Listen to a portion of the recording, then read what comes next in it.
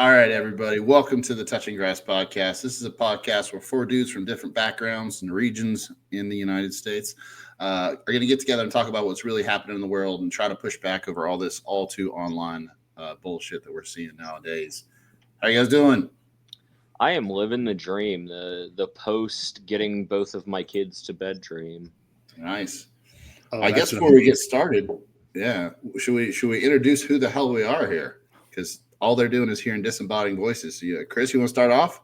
Yeah, so my name's Chris Anderson. I live in Ohio. I have two kids, a 6-year-old and a 3-year-old. And I am actually coming up on my 10th wedding anniversary. Oh, nice. So, Charles? My name's Charles. I live in Wisconsin. Let's see. Yeah, I guess I'm coming up on my 13th wedding anniversary. I have two kids and a dog and all the boring things. all the accoutrement. Yeah. Well, I'm Adam. I'm in West Virginia, and I am the rookie on this team because I'm coming up on my second wedding anniversary. There we go. That's actually the first time I've ever heard you say you're from West Virginia without saying West by God, Virginia. Well, I have to take it one step at a time. You called me Midwestern earlier, so yeah, got to slowly reclaim my dignity here. If he does it again, they'll cut a corner off his driver's license. I guess I'm the fourth of this group. My name's Justin Woods. Everybody calls me Woods. I am originally from West Virginia as well. Currently living in Illinois. I am a scientist by trade. I pay attention to the shittiest parts of the internet, so that'll probably be my expertise here. If you guys need to know what dipshittery Alex Jones is up to, I can fill you in on that. No kids, but as I said, I'm the senior man here. I'm coming up on my 20th wedding anniversary, so that'll be in September. So, Touching Grass's resident senior citizen, Justin Woods. I know, yeah. Hey, if I can retire, I'm trying to retire as soon as possible. Don't tempt me here. It's only a matter of time until he gets that AARP discount. Yeah, I tried to. They actually messed it up years ago and sent it's supposed to be for my dad, but he sent it to me, and I tried. They wouldn't give it to me. So to get into, to pull the James Stockdale here, who are we? Why are we here? And we're really no pioneers on this, and I'm not going to pretend we're breaking any huge ground by saying this, but we've really come to the conclusion that over the past several years, especially, a lot of the discourse around culture, current events, and politics has just gotten. There's just this directionless bitterness and dissatisfaction with people that folks ordinarily otherwise probably wouldn't even think about were they not caught up in these excessively online echo chambers. People silo themselves off, frankly, divorce themselves from the way that the overwhelming majority of people out in the real world think about life, about the world, about each other. You never meet an incel in a bar. Nobody at the bowling alley knows who Ben Shapiro is. The guy in the pew next to you at church doesn't watch libs of TikTok. And this onlineness is just really shaping the discourse. And part of that is that the politics, culture, current events, podcasting sphere is dominated by antisocial weirdos. And in trying to get this first episode recorded, we really kind of found out why when we learned how hard it is to get three guys in their 30s, one guy in his 40s. Sorry, Justin, who all have jobs and families and houses and obligations together to record a podcast episode. Yeah, I think we started talking about this, 4 months ago, something like that? Yeah. And so we talked about it for a while, but then we started really threatening to do it. And then when we put a date down, it was like, God damn it. Because we like squirrels going in different directions. Because like Adam said, we're busy. And these online weirdos, Ben Shapiro could do this all day because everybody who listens to him doesn't have anything else to fucking do. Yeah, we can't just sit and put our every thought out on the internet for 6 hours a day because we've got shit to do, like most people. And so the discourse really needs to, and hence our name, touch some fucking grass. And we're here to hold their nose in it. Yeah. So it feels like kind of a natural transition to something I wanted to talk about on it. Something I wanted to talk about, and I want to get some different takes on this, and it's actually an online trend of all things. So we're gonna briefly talk about being chronically online because I have fallen so deep down the fucking rabbit hole of unhinged life hacks. Oh, okay. I cannot quantify the amount of my free time that I have spent watching some of the most extreme life hacks that I have ever seen. So my favorite has been, I swear to God, I saw a dude who, for migraines, he said that he puts a snorkel on and literally just lays in a bathtub. For what purpose? What is he accomplishing? I can probably answer that for both of you. As somebody who has a history of migraines, and the only thing that helps my migraines is at this point is an injection of an Imitrex. I have to take an injection, lay down, and if I'm lucky in 2 hours, I can get up and do stuff. He's probably shooting for cold water and sensory deprivation.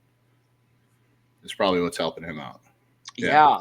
But the whole reason I wanted to talk about this is because I know we're talking about get off the internet and touch grass, but I feel like this is like one of the most proper uses for TikTok that I have ever seen in my life.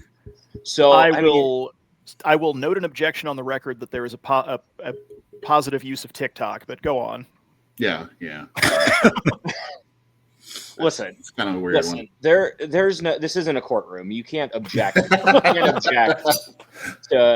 object to the things that I say here.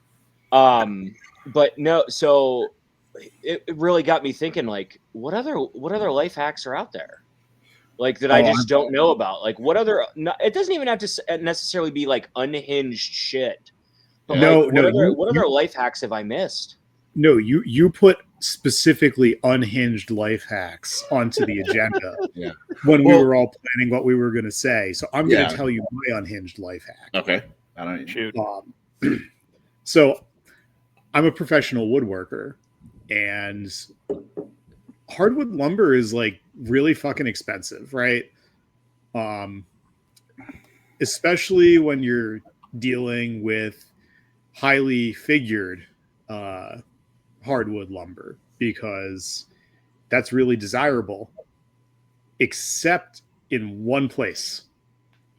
Home Depot hates it because they sell it as surface four sides lumber. And the problem is that figured hardwoods tend to have a lot of tear out on planers and on industrial planers. So when I'm looking for some really, and I mean absurdly curly maple, what I do is I go to Home Depot and I say, hey, this piece of surface four sides lumber has all this tear out. It's defective. And because Home Depot doesn't train their employees, I get 70% off, which puts it down around $3 a board foot for something that would ordinarily cost me, $10 to $12 a board foot.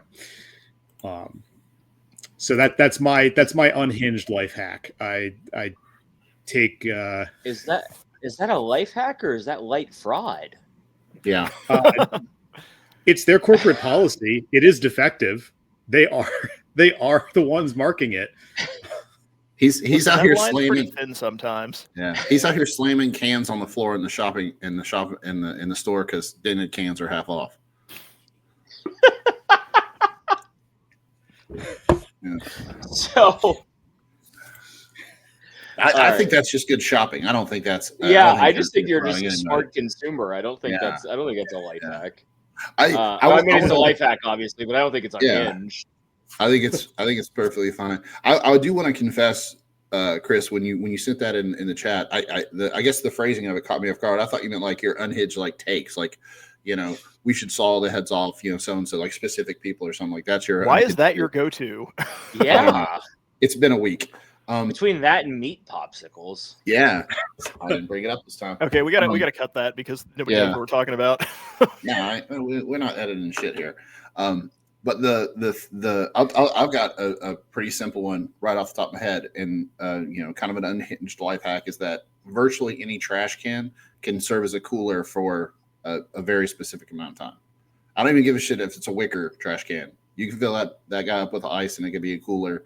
The Delta T is going to be a little bit small on you, but it'll work. Well, even the wicker trash can, I feel like, has some extra utility there in that you don't even have to pour it out when the ice melts. No. Yeah. Good point. It's just good. Yeah. Doesn't You just have great outdoor. That's a great tailgate cooler. Yeah. I was going to say I was going to do it in my hotel room, but outdoor works too.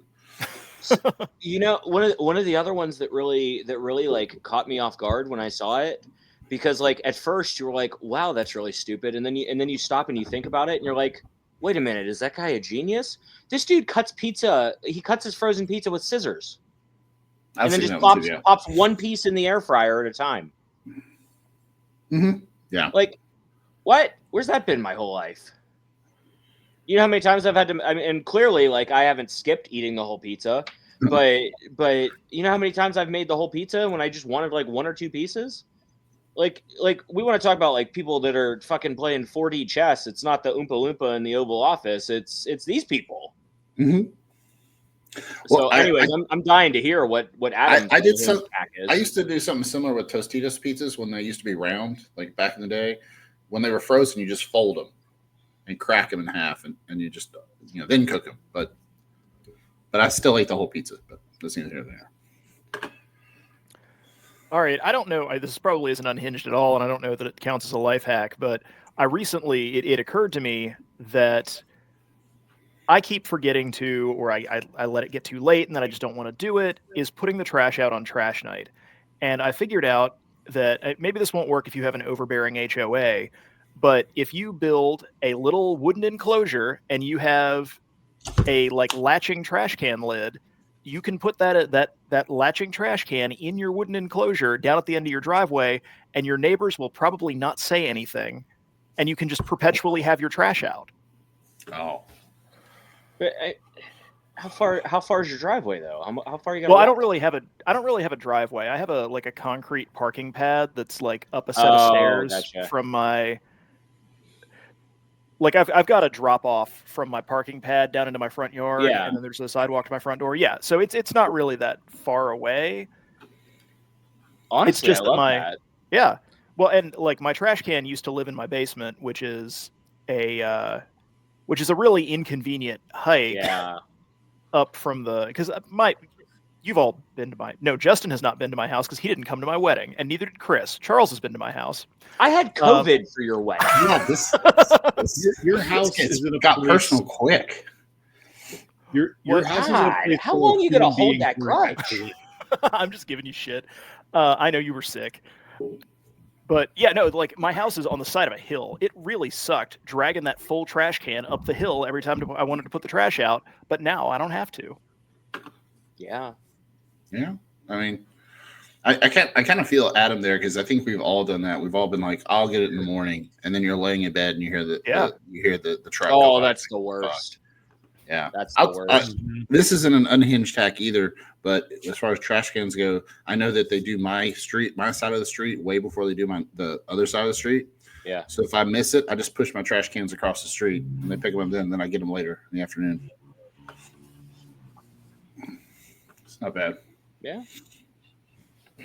But I'll keep my eye out for unhinged life hacks. I think that's it. Honestly, you could be looking at worse shit on TikTok and the internet.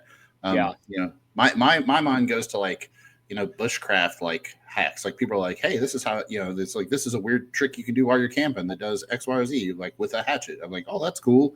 I'm not going to go camping anytime soon, but it's neat to know. Nice to know. Shit like that. Yeah, I just like I said, I figure if we were gonna basically shit talk the internet, I figured we should at least talk about something useful on the internet for a little while. So it's good. It's good for some stuff. Totally. Yeah. The next item on our agenda, I think we're all aware of here, but we need to talk about our, king of the dipshits now thinks he's king of the tariffs. The tariff coaster. Let's talk And about the tariff coaster. And I will turn that over to the people I know that have business degrees and not, and I do not. Listen, my eye starts the last 3 months. My eye starts twitching when somebody mentions tariffs. Yeah.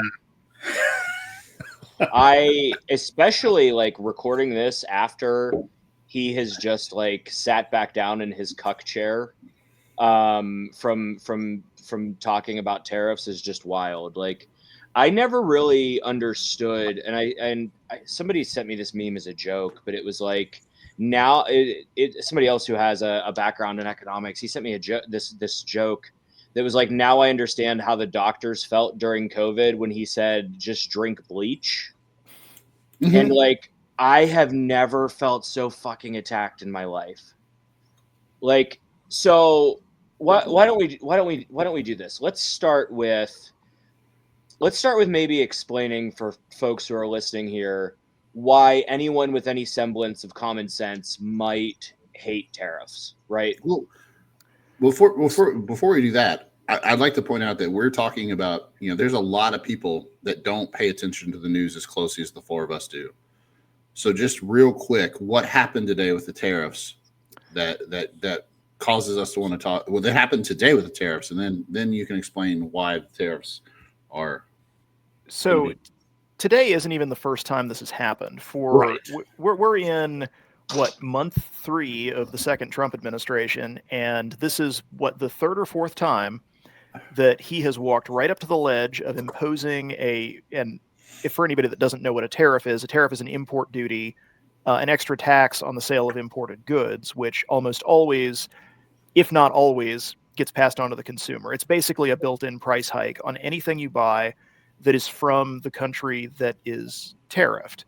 Mm-hmm. And that has downstream market effects in that if the Taiwanese widget, which used to cost $3 and the American widget cost $3.30, you bring the Taiwanese widget up to $4, well, now the American widget company is going to charge $4.30. Yeah. So he has several times now rolled out a tariff package that imposes tariffs on a wide-ranging amount of countries, and then we get up to the deadline of when they're going to take effect. The market freaks out and tanks, and then he walks back and says, "Oh no, I'm not going to do the tariffs. It's okay. I'm not going to do the tariffs." Well, and then the market goes back up. But in this case, I think it was a little different because he did put the tariffs in effect, and then everybody discussed how, well, maybe we can convince him to do a 90-day pause, and we had a week of people talking, him saying, "I'm not doing a pause," his underlings saying he's not doing a pause, other people saying we really could use a pause, and then him saying there's a pause. Like there was this really detailed, and then like you said, the market skyrocket back up, and he's like, "See, I fixed it. I fixed the problem." It's kind of like, so there's a story that my dad used to tell about a coworker that he had back in the 80s and 90s, and this guy would take these big industrial-sized binder clips and just clamp them on his lips. And when my dad asked him why he did that, he said, "Because it feels really good when I take it off." And it seems like Trump is trying to manufacture something like that with the tariffs. He does the tariffs because the markets go up when he takes them off. Totally aside from the fact that the markets are still lower than they were back before he did all this nonsense. But at a certain point, you've got to, the markets have been loosey with the football on these tariffs since January, because whenever you get the pause, whenever you get them rolled back, the big buyers start buying again and the market goes back up. At some point, they're not gonna buy that we're done with the tariffs. They're gonna know we're coming back and the market's gonna stay down. Yeah. I think that this probably, I'll be honest, I think that this probably brings me to our inaugural, that's cool. Did you see that game last night?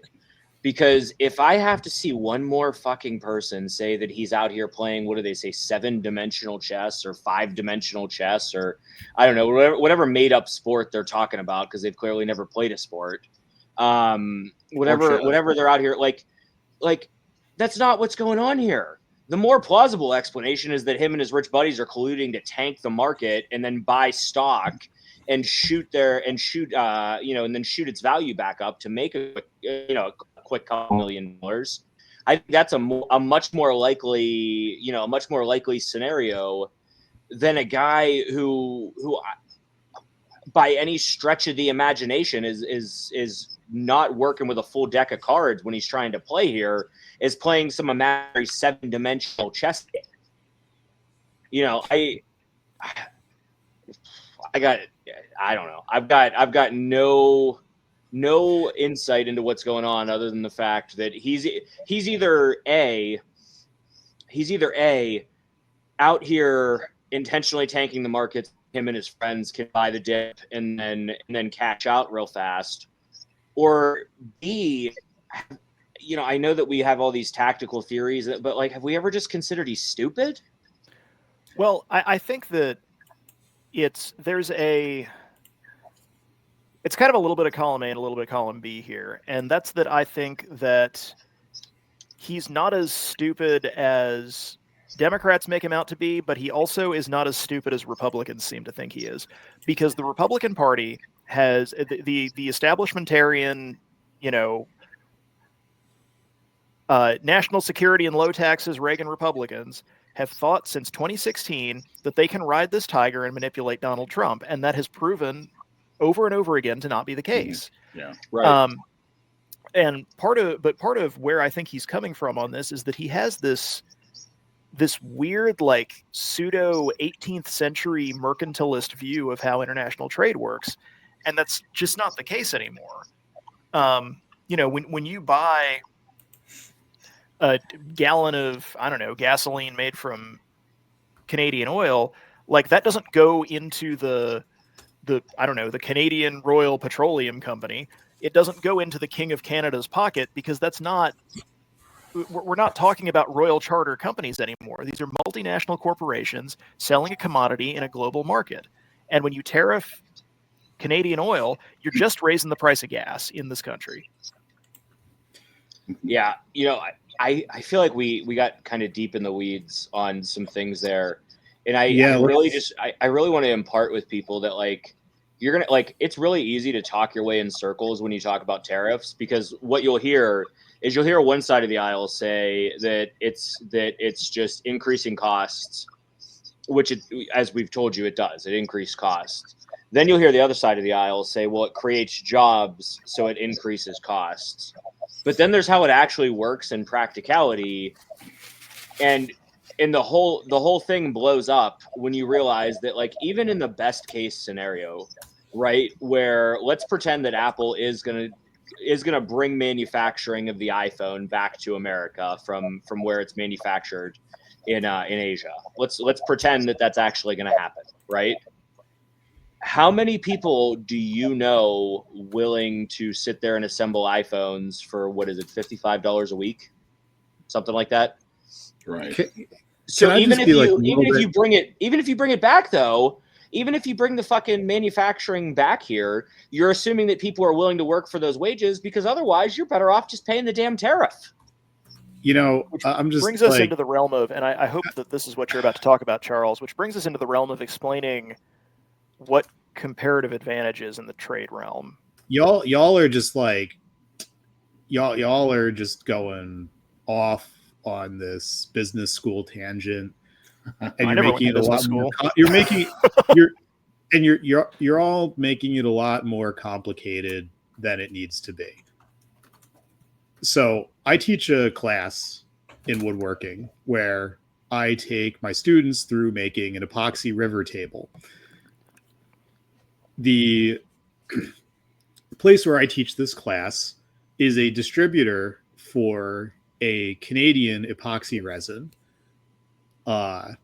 which, as we all know, now the subject, or potentially not anymore, depending on which side of the bed Donald Trump wakes up on tomorrow. Subject of about a 25% tariff. So, average student in my class uses about, gallon and a half of resin. The space charges $24 a liter. So overnight, we've just added $40 to the cost of the class on tariffs. That's really all it is. The resin's price has gone up. The other fixed costs for the class have remained the same. The cost gets passed on. That's really all there is to it. That's all tariffs do. And Right. there's no need to, get more complicated than that, except insofar as everyone passes these costs on to consumers, we're just going to get inflation again. That's really all there is to it. Yeah. So, I mean, we can talk comparative advantage, the fact that like maybe theoretically it'll cost, however much to produce an iPhone here. But at the end of the day, no one's listening to all that. Just keep it simple. Go out and touch grass. And by the way, did you all catch the game last night? Right. I just want to point out that I did not go to business school. And everything that I know about finance and markets is the financial version of folk medicine. So, well, I can't even lie. I do have an MBA, so I do get a little deep in the weeds. Right. I do get a little deep in the weeds on it. I'll be honest. And sometimes we need that. Yeah. Yeah. But you guys were talking about like what's his motivation, and he might be stupid. I can pretty much guarantee you Donald Trump is stupid by any metric you want to use. But you hear all these stories about 5D chess, and the one that I heard that I really do not believe lately is that he's trying to run these tariffs and these as a mob boss, as like a collection racket. He's going to throw tariffs at everybody and then make everybody come to him and kiss the ring and make their own deal, so it makes him feel important. That is a level of organization the Trump administration has yet to show about fucking anything, let alone Trump himself. So like, I get that's probably like, like reinventing the hero or something, like rewriting history. Like, oh yeah, he's doing this because this is his motivation. The other explanation I heard that makes way more sense to me is that he likes to do tariffs because he could just fucking do them. Yeah. He just does them. And then the world it just churns. And everybody is focused on him and what he just did, and then he can tamp it down if he wants to or not or whatever. But it's something he can just do, and he likes that. He likes to do something, have everybody react, and then him be like, "Oh, well, you just don't understand because you're not a business genius like I am." And then he'll turn and talk to some dipshit about. He'll go talk to Laura Loomer for an hour. Like he doesn't care. Like it doesn't. Excuse me. It doesn't translate from day to day. It's just something he can do and makes him feel important. So, yeah, I think we'll see. Like I would just like what Adam's saying. We'll be here in 90 days, 45 tops. Oh yeah, and I don't even know if we'll necessarily have to wait that long. It feels like the general vibe that I have gotten as I've talked to some people about this is like they're trying to spin this narrative of now all of a sudden these countries want to come negotiate with us and all that kind of stuff. When in all actuality, like your rich donors they got mad that their pocketbooks were getting hurt, so you called the whole thing off. Mm-hmm. But how long is it going to be until one of those countries pisses you off again, or a prominent member of the Democratic Party pisses you off again, and now all of a sudden everything is tariffed again? You know what I mean? Yeah. Like I feel like I'm living in the episode of The Office where Michael gets a vasectomy and he's like snip snap snip snap snip snap. Like, do you have any idea what kind of a toll that takes on a person? Like that. Like just instead of you could use that exact scenario, except instead of do you have any idea what kind of a toll that takes on a person? It's do you have any idea what kind of a toll that takes on your retirement account? I think that we have made a very dangerous gamble putting a guy in charge of the U.S. economy who would have been better off just taking the $1 million that his daddy gave him and putting it in an index fund and letting the market do its thing. Like, I think that is the most under or the least talked about thing in this whole situation is you've got a guy that like is demonstrably not good at this, that you've got 50% of the population like, oh yeah, look how smart he is. Like the man literally could have, he's a fucking Nepo baby who could have taken the money that he got, put it in the stock market, let the stock market make him money. And instead he bankrupt 6 companies? And that Some of like them casinos. Yeah, how the fuck do you bankrupt a casino? Yeah. Be really good at poker. Or hire people who are really bad at it. Well, and to what I think, Chris, to what you were saying a little bit earlier about how like he wants, like there's this stupid idea that the tariffs will bring, iPhone manufacturing back to the United States, and then somebody will take a job screwing in all the tiny little screws for $55 a week instead of taking an office job. I heard it on the Majority Report today, and I cannot remember the economic advisor that during Trump's first term, he apparently would come to Donald Trump, and Donald Trump has this like Adam was saying, this Byzantine idiot idea about like what our economy should be like some 1930s, 1940s, hammers on an assembly line kind of worker type, situation, that he thinks that's like how manufacturing and workers should that's what they want to do, Yeah. And this guy, I cannot fucking, I've been trying to Google it for like 10 minutes. I cannot remember his fucking name, but apparently before he was tossed out of Trump's first administration, he would come to Trump on either a daily or weekly basis and show him data that said, listen, when people leave jobs voluntarily, they're leaving manufacturing jobs and taking office jobs, because if you're going to, nobody wants to stand in front of a blast furnace for 8 hours when you can sit in a conditioned office and make the same amount of money. Like, that's not the choice people make. These manufacturing industries aren't going to, suddenly spring up from the ground like you think they are. Like the other examples is like, nobody likes to mine coal. Like, the reason you mine coal is because your family needed money, and that was a easy way to make money in Appalachia, because they paid for it. Not an easy way, but it was a I'm sorry. place that would hire you. It was a way. That was a bad choice of words. Yes, sorry. I was gonna say, there's not a damn thing easy about mining. Right. Coal. Well, what I was gonna say is like they paid you well for what you were doing, because everybody knew you were giving up your life to mine that coal. Like you were signing off years of your life to mine coal, so your family could get a decent living wage. In those times you can mine coal. Like that's Trump's just banana brained idea about like how this should work. So he thinks if I put all the tariffs up, we'll do hammer on metal manufacturing here again, like it's some, right. Well, it's also his obsession with this trade deficit concept, which goes back into his mercantilist view of trade. And I think the part of that is that he comes from this New York City developer scene where he has this view that anytime you're selling something to somebody, you're ripping them off.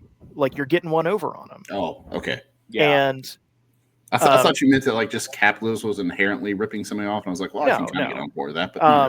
But just he seems to think that if somebody's buying something from you, you're getting one over on them, and if you're buying something from them, they're getting one over on you. Right.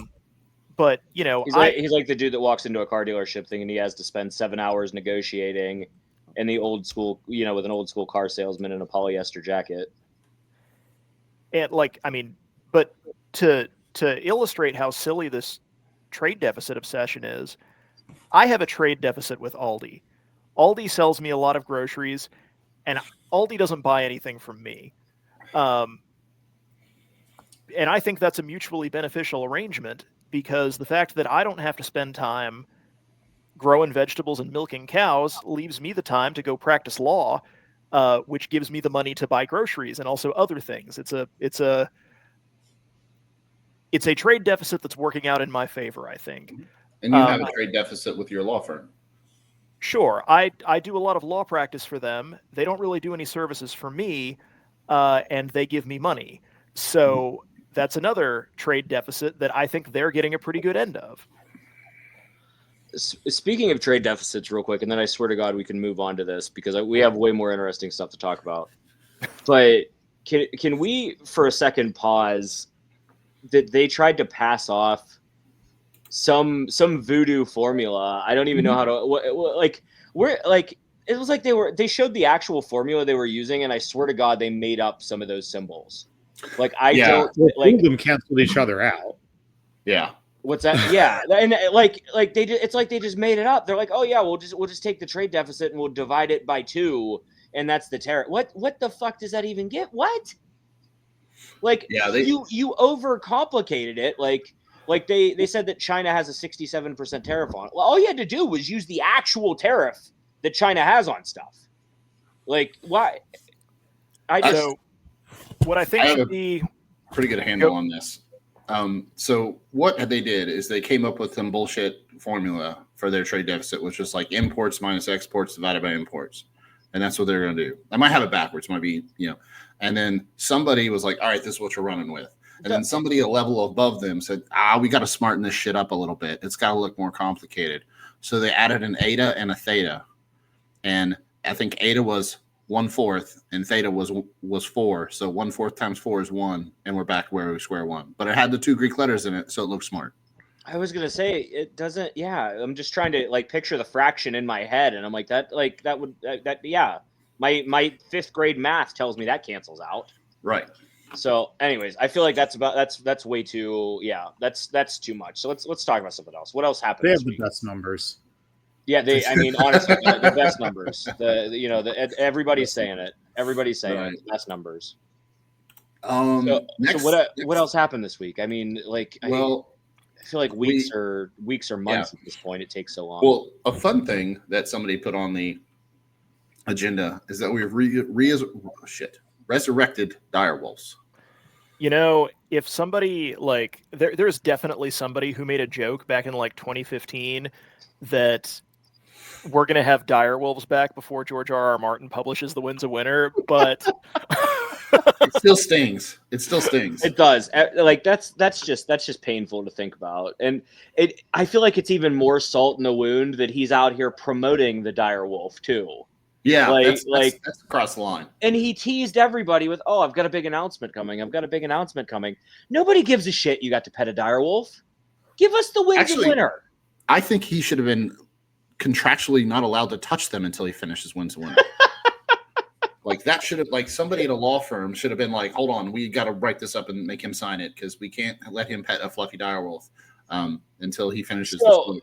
So for anyone who's listening who doesn't know, Justin, why don't you explain first what a direwolf is, and then second what we're talking about? Because I'm sure there's somebody listening to this that was like, how in the hell did we get from tariffs to direwolves? Direwolves. Okay, so direwolves are a main kind of staple of the fantasy books, the Game of Thrones. Everybody's probably seen them on HBO, but believe it or not, they started out as a series of books that the 4 of us would like to beat our George R.R. Martin with a hose because he hasn't finished or written anything in 11 or 12 years at this point. In the show, the Stark family has their sigil is a direwolf, and then because it's this giant wolf in the storyline of Game of Thrones, it's like a horse the size of a wolf the size of like a tiger or a bear or something, just huge fucking wolf. And in the story, the Starks have 4 kids and a bastard, if I'm not mistaken. Yeah, 4 kids and a bastard. 4 kids and a bastard. And while they're on a hunt, they find a direwolf who had apparently defended herself against a moose or something and laid there dying. But she'd given birth to 5 direwolf pups, and so each Stark kid and the bastard Jon Snow got a direwolf. I don't think we need to summarize the entire plot of Game of Thrones. Shut up, I'm going to get there. The reason I know all this and I'm so sensitive about this because only 2 of them survived in the show, and as a dog person, it was just so fucking terrible whenever they killed one of these direwolves. But through genetics and some gene manipulation, I'm sure they have resurrected the gene of the direwolf. And now we have 2 honest to God direwolf puppies that haven't existed for 10,000 years. In our real world. They're named Romulus and Remus, and they're adorable. And you can go online and listen to them have their first howl. And I will reiterate that George R.R. Martin should not be able to fucking touch them again until he finishes that book. Well, I mean, like let's be real though. Like they aren't really dire wolves. they're gray wolves that have had a handful of phenotypical traits edited so that they resemble what the dire wolves used to look like. You know, they did not reproduce anything approaching the full genetic code here. No, Charles is also not allowed to touch the dire wolves. Look, they're like, look, I'm sorry, but they're like the pugs of the wolf species. They have been they've had their appearance selectively bred, or in this case, gene edited, to a point where they resemble something that people want, but they're not dire wolves. This is not a species coming back. This isn't de-extinction. This is just like, hey, look at this really fucking cool thing we can do to wolves.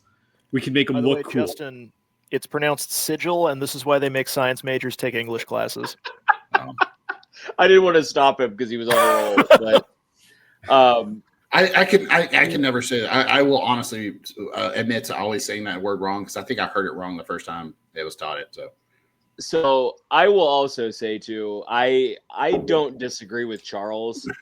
I did see when I happened to catch a clip of this where there was an actual geneticist who was explaining like, yeah, listen, this is really awesome. It's, you know, it's such a cool use of this technology, but like technically in order to like de-extinct something, you would have to have also used DNA from, you know, from back then. Yeah.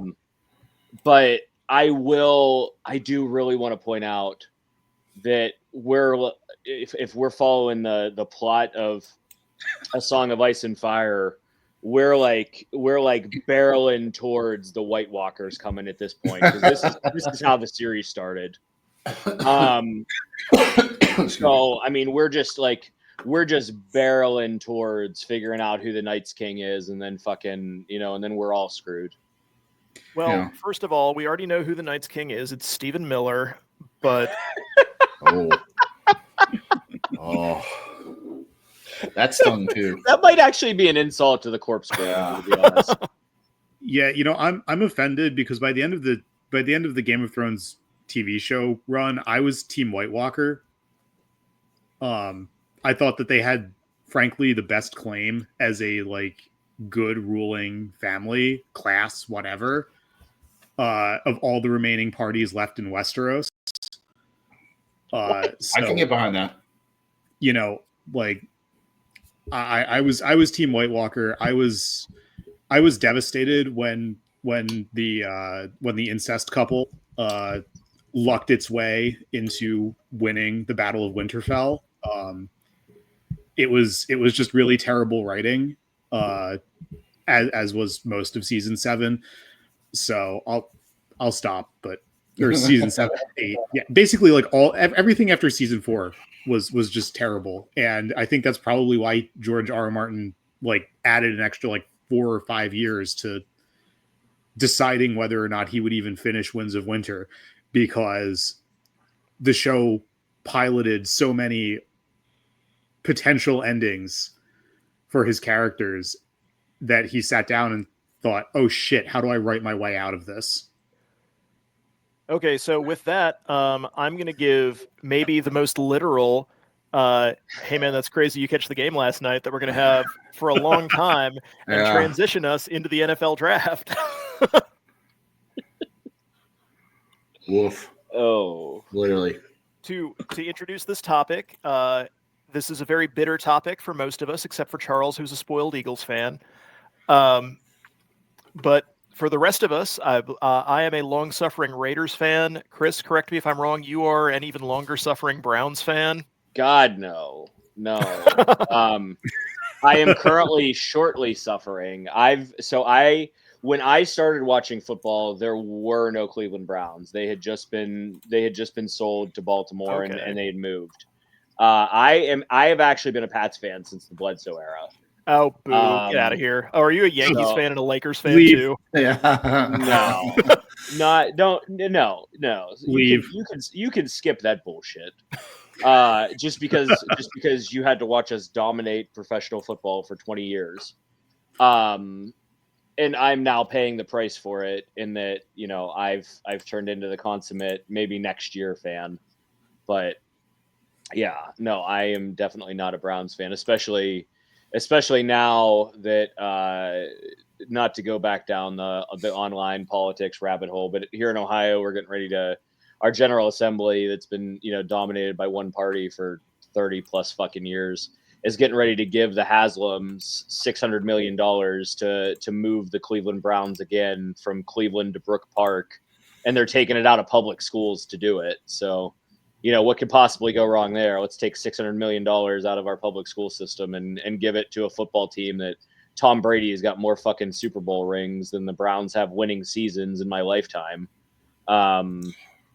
So yeah, anyways, but I am excited for the NFL draft though. I am also excited to once again watch the Philadelphia Eagles draft the entirety of the University of Georgia. So, if it works, it works. well, I'm not saying it was a bad strategy. It clearly worked for you.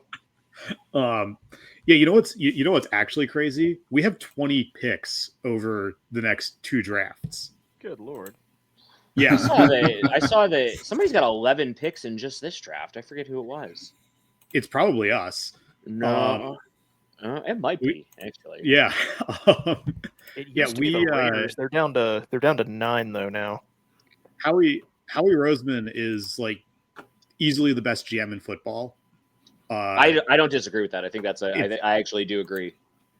Like he and Jeffrey Lurie, the way that they constructed the Eagles super team of this past season, and I think it is fair to say that a team with a top 5 quarterback in the NFL, the best offensive line in football by like several standard deviations at tackle and just in general, by just about any metric you want, the best running back in football, the best, frankly, like defense in football. It was a super team. And the only reason they were able to construct it was because Howie and Jeff Lurie understood the salary cap better and ahead of every other team in the league.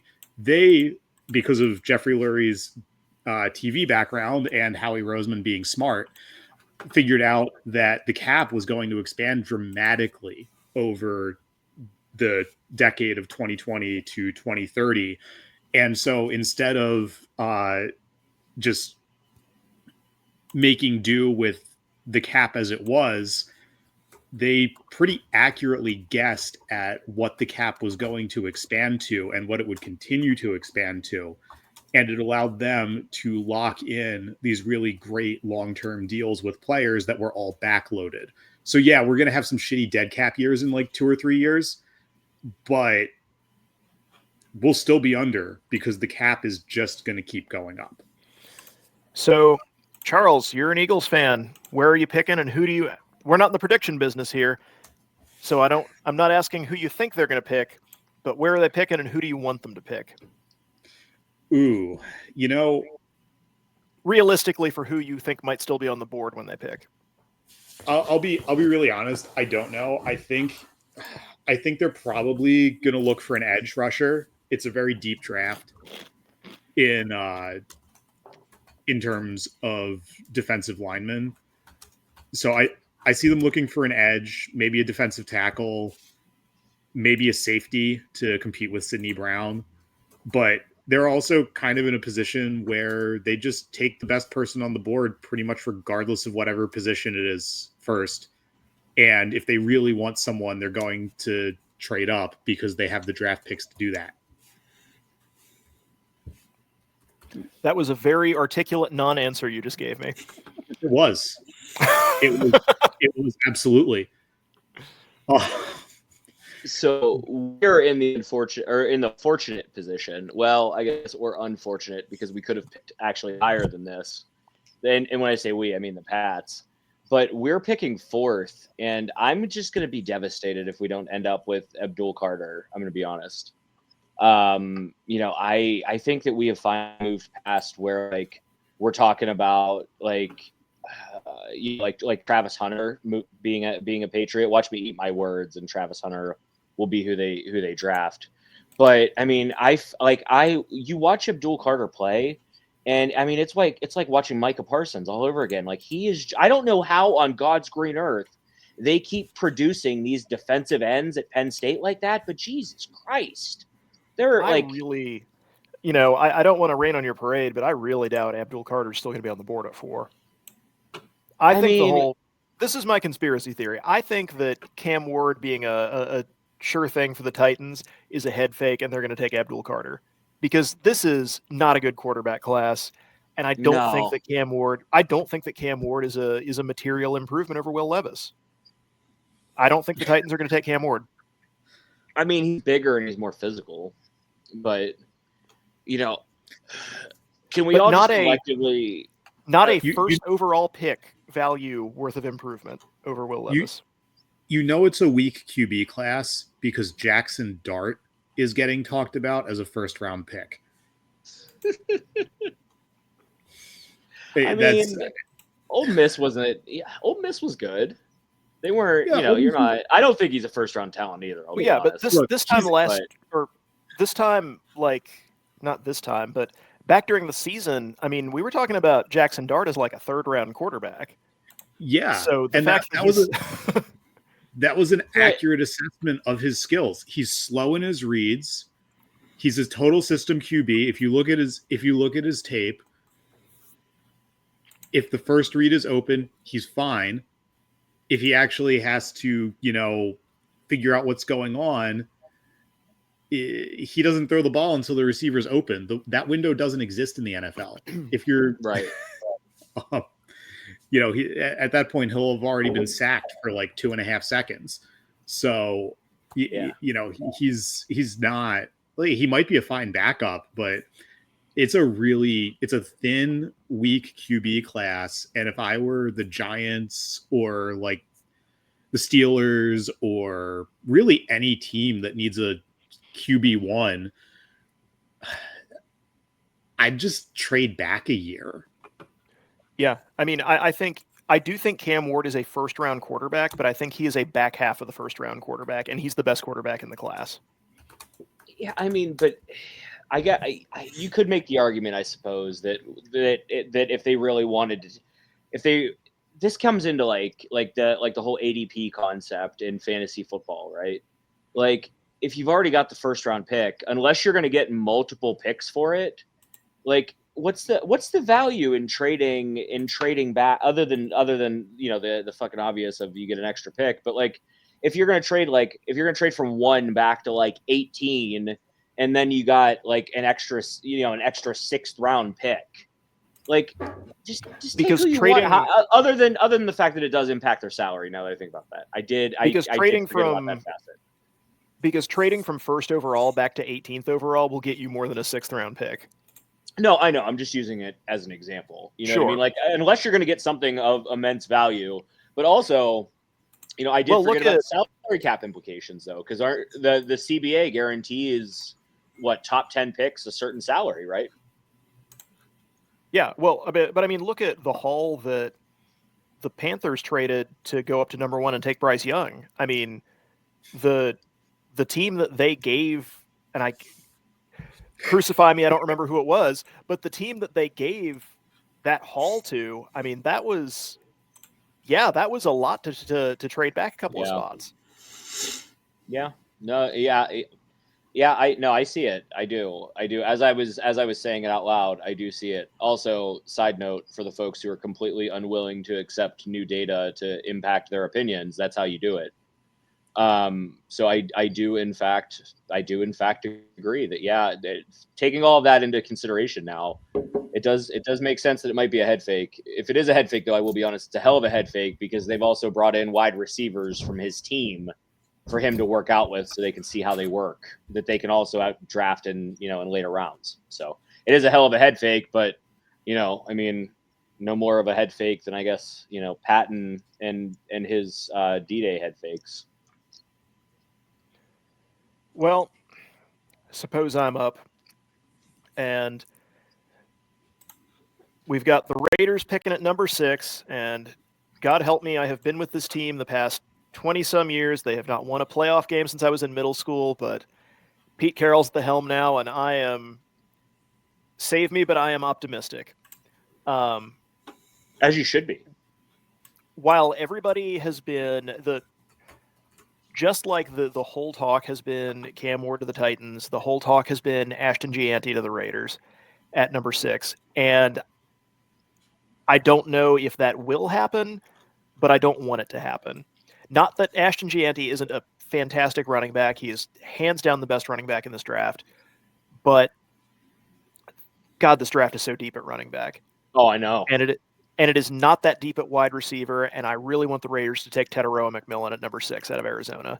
Head and shoulders the best wide receiver in the draft of a draft that is pretty poor in wide receivers. And there are running backs available who are Henderson out of Ohio State, the fella out of North Carolina whose name is escaping me, that are not that big of a step down from Gianti, and I think there's a decent chance they'll Omarion Hampton. And I think there's a decent chance they're going to be around in the second round. And I can't say that for wide receivers of the same quality as McMillan. So really would love to see McMillan go to the Raiders. Yeah. No, I think that you can't miss with either one of those, I'll be honest. But I have watched a lot of college football in my life, and I have very rarely seen a running back with Ashton Gianti's talent, though. I mean, not to mention, just seems like everybody who talks about him talks about how he's a great team guy. He's great in the locker room. I mean, let's call a spade here. He should have been who won the Heisman this year. That is true. I'm also afraid, though, that his quality will be wasted on the current Raiders.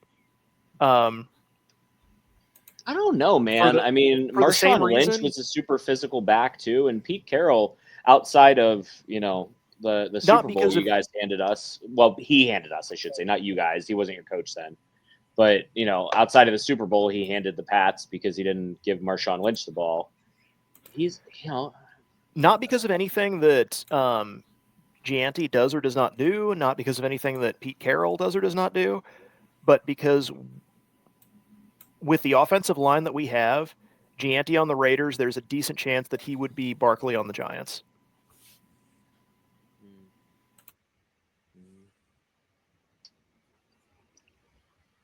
Yeah. I think that he's when we talk about, I know this draft, it seems like the buzzword has been generational talent. Mm-hmm. I think that if he's there, you got to take him. You know what I mean? If he's there, you gotta take him. And, I know you need a wide receiver, like you said, and there just aren't any. Jacoby Myers is maybe the best wide receiver 2 in the league.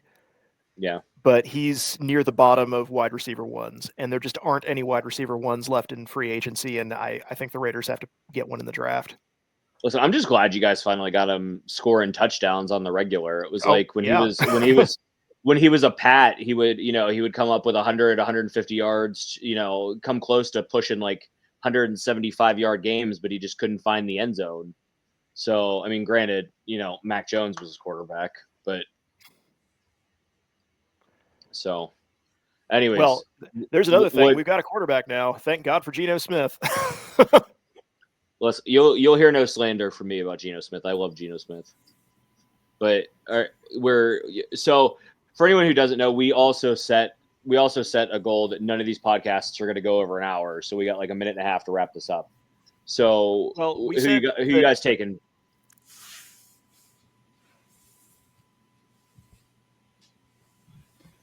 Justin.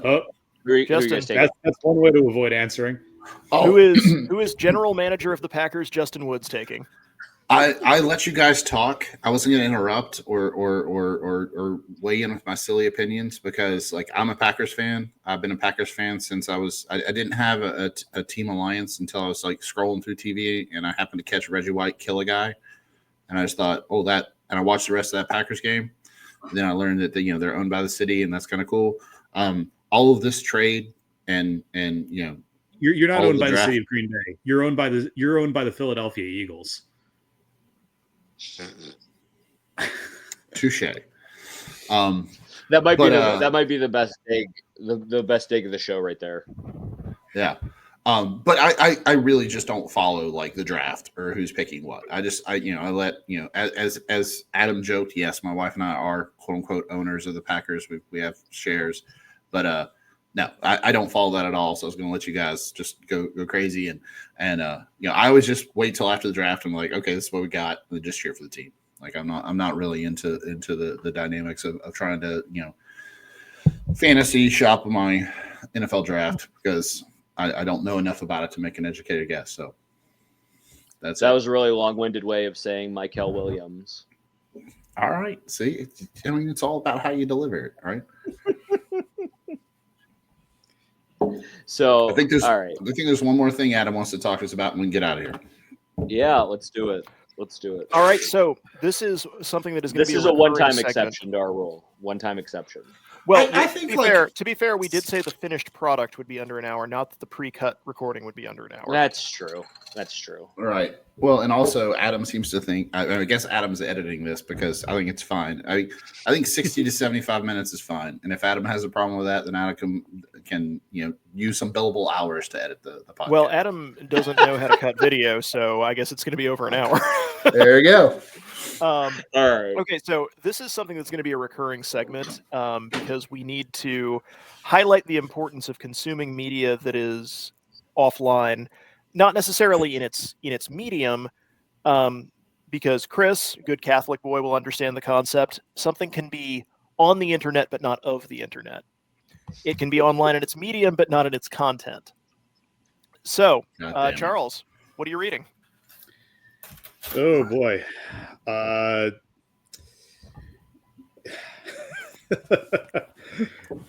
Charles is illiterate. Sure. Sorry, guys. Yeah, sure. I'll give you guys the real answer. So the voters of my city in Wisconsin elected me to city council. So I'm reading the airport master plan because the airport is in my district. And I am just stopping about every sentence to go make sure that I really thoroughly understand a term. And I think that's probably going to take me through for the rest of the month. That's what I'm reading. Chris, what are you reading? Gotcha.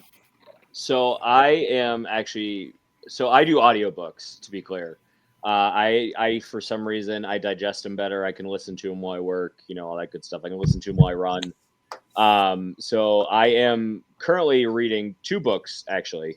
One being I finally got the Mistborn series on. I use Libby, the library's app for audiobooks to support my public library system. And I finally got my hands on Mistborn, so really excited about that. And then also, so I switch back and forth between when I'm into listening to something like that and then I will also pop into Abundance by Ezra Klein, which is also pretty good. So I've heard that Ezra Klein book briefed on a lot of other podcasts. I can't say I've started reading it yet, but I intend to. Yeah, I started listening to it. And then I got tied up in a bunch of other junk and haven't gotten to get back to it the way that I'd like to. But what I've listened to has been, it's been a solid assessment.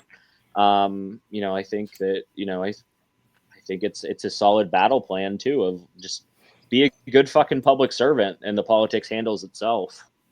His last book was very good on why we're polarized, which was mostly about negative polarization in American politics. I thought it was really insightful, so I have high hopes for this one too. Yeah, I would definitely recommend it. I'll be honest, my hot take is I can't say the same about the Mistborn series. It's not doing it for me so far. I don't know, I've read some of the other Brandon Sanderson books and they've been great, but I don't know, maybe I had my expectations set too high or what, but it's just, it is not, I'm thankful that he has ruled out finishing A Song of Ice and Fire, because it is not doing it for me. All right. So we've got our first What Are You Reading segment and our first bad review. All right. I can't even say it's a bad review because so many people like it. You know what I mean? Like, I'm clearly the oddball out here. It's just not my, I don't know. Maybe it'll get better as it goes. I mean, at least it's finished. Chris, can I ask a question? I know Brandon Sanderson because my brother has recommended a lot of books, but is the Mistborn the one where like their magic's in runes and things in their armor? I haven't made it that far yet. Okay, I'm not trying to make it more interesting. I'll be honest. No. Okay, I was just trying to pick if I had skimmed this book or not, but I not to derail you. But some books are great when you jump in. I will say one of the better series, and I just finished it, was the Warlord series by Bernard Cromwell, all about like Arthurian England and all of that stuff. I've read that and it's one of my favorites. That was stellar. I mean, that was like a binge read. It was so good. Nice. So, all right, what are you reading, Woods? So a part of, I know we all have to read for work, but I have to read a lot of academic papers for work. So I tend to stick to my personal reading, purely, fiction entertainment. So I'm rereading. I'm a big Dark Tower fan, Stephen King fan. So we got heads up that he's going to release a third Talisman book. So there's the Talisman, and there's the Black House, and then he's coming out with a third version of this. This is all set in the Dark Tower universe. So I'm currently rereading the Black House because it was a much better book than the first one. The first one was okay. So I'm rereading the Black House so I can get in the mindset for when he drops this third book. The other thing I'm like really big into is the Image Comics run of Transformers has been fucking phenomenal. It's quick, it's fast paced, it's brutal as shit. All of the favorite Transformers that you might have seen in the original cartoon, like they are going through them like that with a wood chipper. Like people are dying left and right. It's fucking, it's intense. I know it's a comic book, but I wait for it every 4 weeks to come out. It's just that good. So that's kind of my guilty pleasure. I love to read that. The last nonfiction book I read was actually also kind of a bummer. Was that Sandy Hook book about about Alex Jones and all the people that got involved in that. That was frustrating just because, I knew the story about it, but just like the fact that there's some dipshit out in the middle of Oklahoma that overnight became an expert on what happened in a small school, across the country, it's just really jarring. But mostly I try to read, fantasy bullshit. That's why I was asking you about the Sanderson book. Because I was like trying to get into that too. So in my personal life, I try to read as much fantasy as I can. So I don't have to worry about fucking research papers all day long. Yeah. Yeah, I'll be honest. I'm thinking Charles is reading the most interesting stuff out of all of us right now. Yeah, I agree. Who doesn't want to read a master plan for an airport? Yeah. I guess I will wrap it up with I have been reading Vicksburg, Grant's Campaign That Broke the South by Thomas Miller, which is I hope I didn't get his name wrong. I'm now a little unsure about his first name, but if your name corrected me, so I hope you got it wrong. Mr. Miller, if your first name is not Thomas, I apologize. Which is kind of it's a hybrid personal biography of Grant and also a history, kind of a narrative history of the extended Vicksburg campaign, starting in the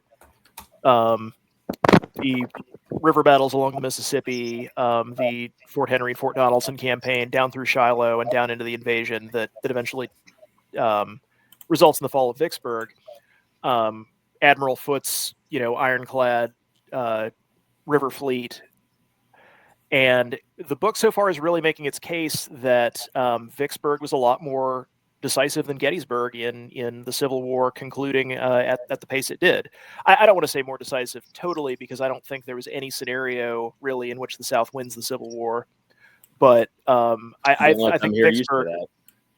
Sorry, I said don't let them hear you say that.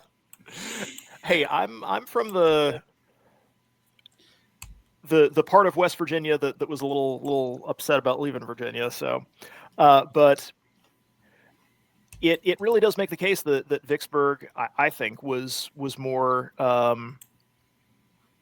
more key than Gettysburg in the Civil War concluding when it did. It's been an interesting read, and I give it a positive review.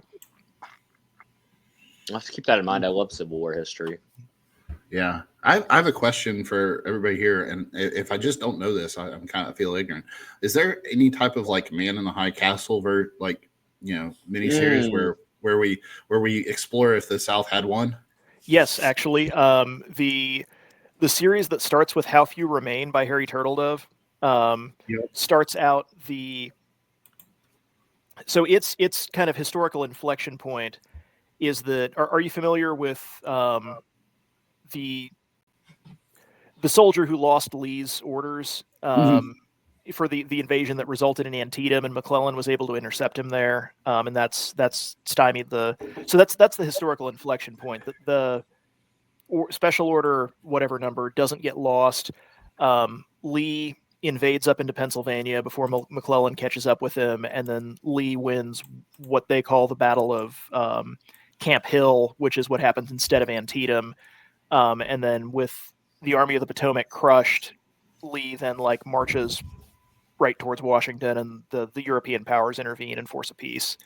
And that's the historical inflection point. And the books go on from that point forward through a second Civil War in the 1880s, then through different entangling alliances, the independent South and the North being on different sides of World War I. And that is as far as I have gotten in the series. So, but it does go up through World War II. That's interesting. I'll have to look into that. That's pretty cool. Yeah, that is interesting. So, has anyone ever stopped to consider the degree of spite? Not even. It's like a level of petty that I someday hope to achieve in what Grant took away from Lee, to the extent that he was like, I'm taking your citizenship, I'm taking your house, and oh, by the way, I'm putting a cemetery there so that you can never have it back. Just beautiful. Chef's kiss. You don't have to respect the player, but you have to respect the game. Yeah.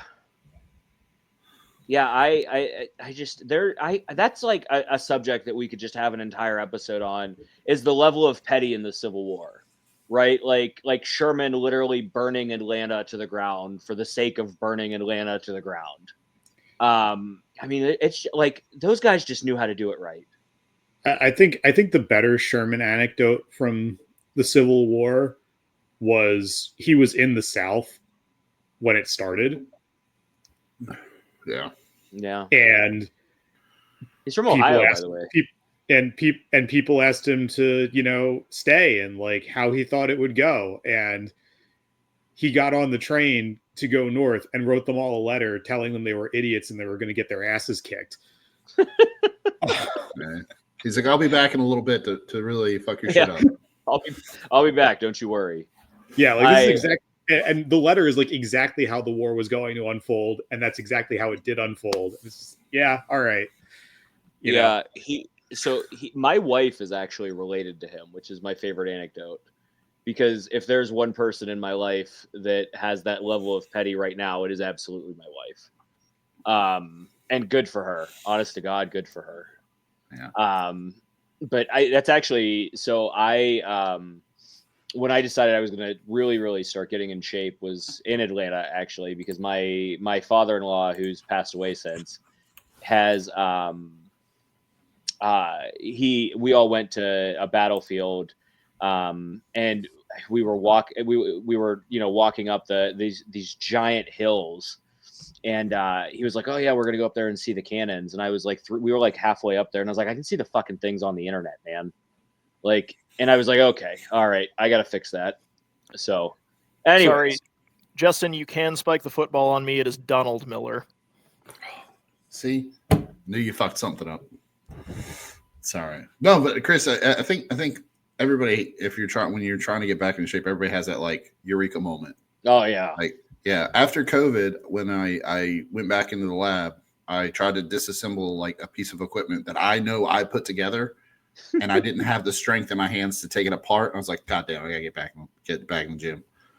Yeah. So anyway, that's your random anecdote, I guess, that nobody asked for. So it's called podcasting, man.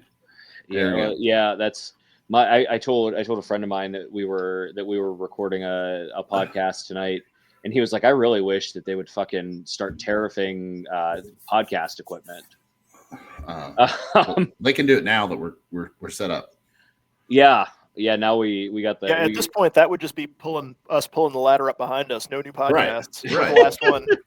Yeah, Exactly. I mean, we should probably wait a second though before we pull that ladder up, because we still need them to not tariff whatever the newest brand of toaster is that Adam's apparently going to record this stuff with. Yeah. So.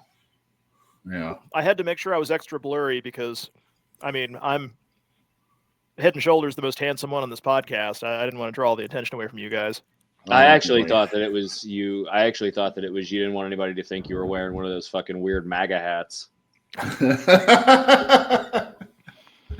mean, the real answer is that you look like a child, Adam, and you needed to blur yourself for that reason.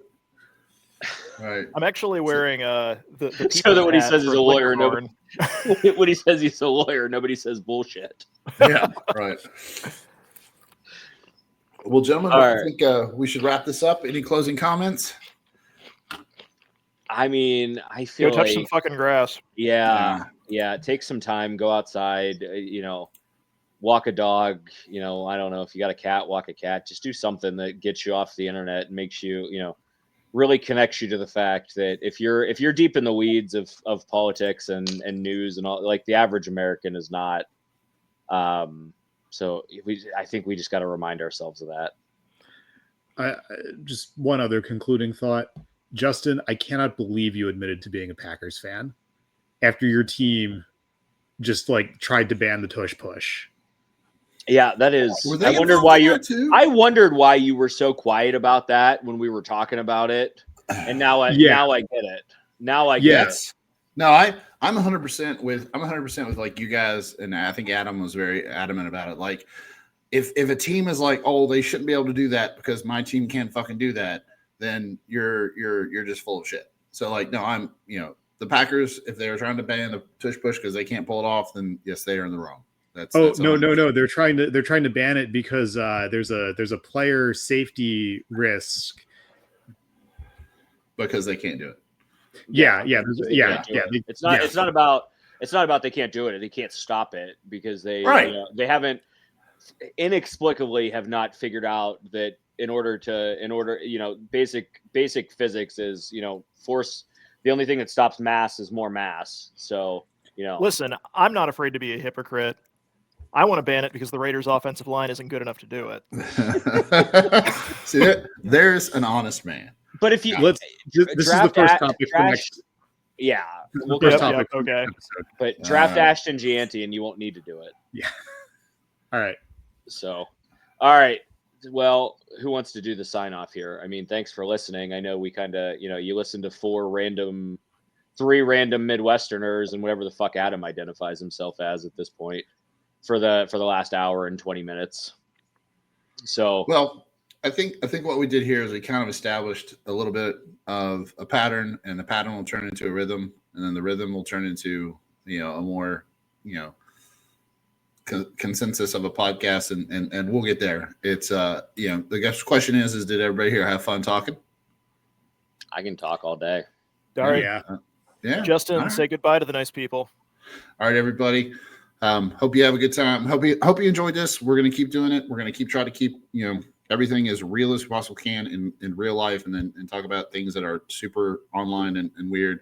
But good fucking luck, America. And cut. I'm leaving the cut in there.